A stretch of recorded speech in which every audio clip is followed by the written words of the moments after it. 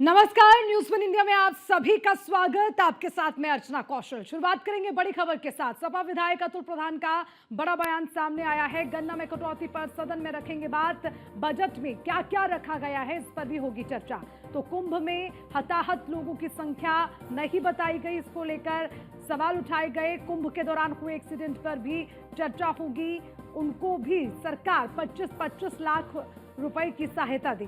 बागपत में जैन समाज का समागम हो रहा था।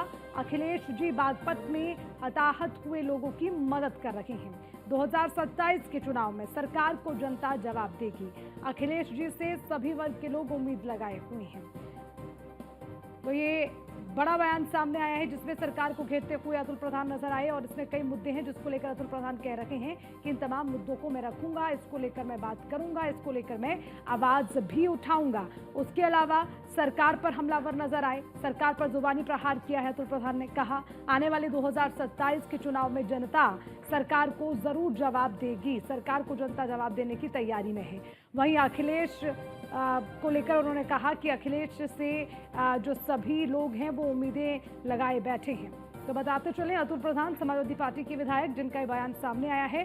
सबसे पहले गन्ना में कटौती पर उन्होंने जिक्र किया, कहा है कि इस बात को मैं सदन में रखूंगा। उसके अलावा बजट को लेकर उन्होंने बयान दिया, कहा कि बजट में क्या क्या रखा गया है, इस पर भी चर्चा होनी जरूरी है। उसके बाद कुंभ में जो हुआ, यानी कि मौनी अमावस्या को लेकर जिस तरह की तमाम समस्याएं रही हैं, उसको लेकर सवाल उठाए हैं। मौका मिलेगा और कई चरणों में गन्ने के ऊपर, नगर विकास के ऊपर, आपके पीडब्ल्यूडी के ऊपर कटौती रखने का मौका मिलेगा।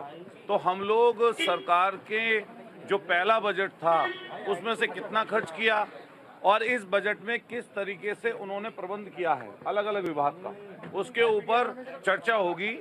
मुझे भी नगर विकास पे बोलने का शायद मौका मिलेगा, तो नगर विकास की जो भरमारी परेशानी, जो भर के परेशानी दिक्कत है लोगों को, उस पर हम लोग बोलेंगे।